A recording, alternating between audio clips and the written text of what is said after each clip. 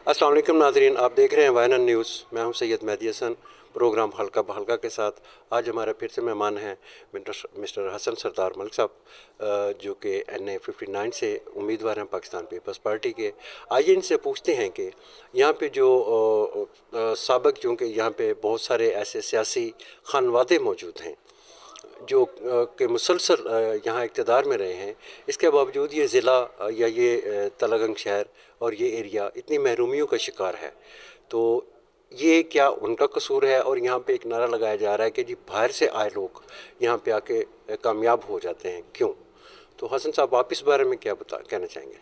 बिस्मिल्लाहिर्रहमानिर्रहीम। Thank you so much, आपने अपना कीमती वक्त मुझे दिया और ये समझा कि मैं इस काबिल हूँ, इस अहल हूँ कि आपके सवालात को मैं अच्छी तरीके से कैटर कर सकूं, उनके जवाब दे सकूं। सबसे पहले आपने ये कहा कि बाहर से लोग यहाँ के कामयाब हो जाते हैं। बाहर से लोग आए हुए कामयाब इसलिए हो जाते हैं कि हम लोगों में कोई ना कोई इशू है, कोई ना कोई प्रॉब्लम है, और वो इशू है सबसे बड़ा मुनाफकत का। जी, इत्तेफाक नहीं है, यकजा नहीं है।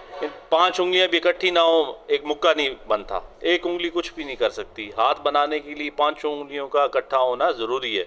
इत्तेफाक था नहीं, बाहर से लोग इसीलिए आते थे, वो हम पे हुकूमत करते थे और हुकूमत करके चले जाते थे।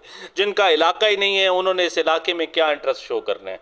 उन्होंने तो पार्लिमान में बैठना है और नेशनल असम्बली के मज़े लूटना है। तो उन्हें क्या लगी कि तलगांग के मकामी लोगों के क्या मसाइल हैं। बात रही ज़िले को फंक्शनल करवाने वाली, तो ये भी वही जवाब है।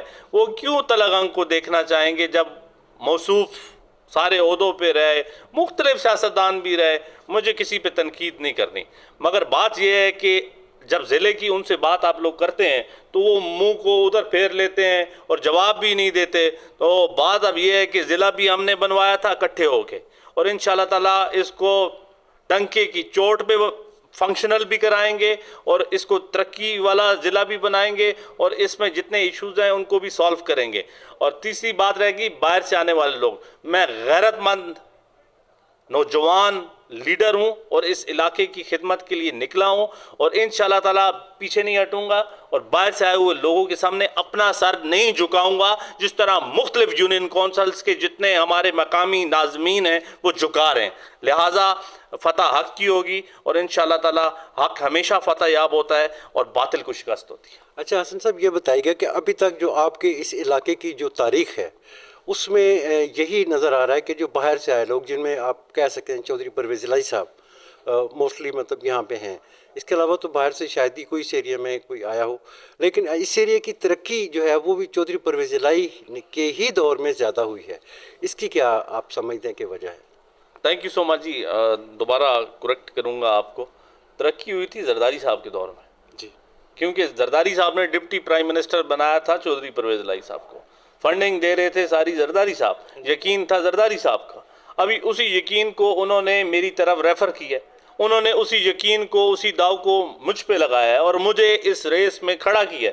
और इंशाअल्लाह ताला आपको माजी पता है कि जरदारी साहब का घोड़ा हारे जीते, वो घोड़ा हमेशा उसको फ़ायदा ही होता है। तो मुझे फ़ायदा होगा, इलाके को फ़ायदा होगा और मुझे इलाके की तरक्की चाहिए। इसके अलावा मुझे कुछ भी नहीं चाहिए। बाकियों ने बहुत कुछ कमाना होता होगा, अल्हम्दुलिल्लाह I don't need anything ji.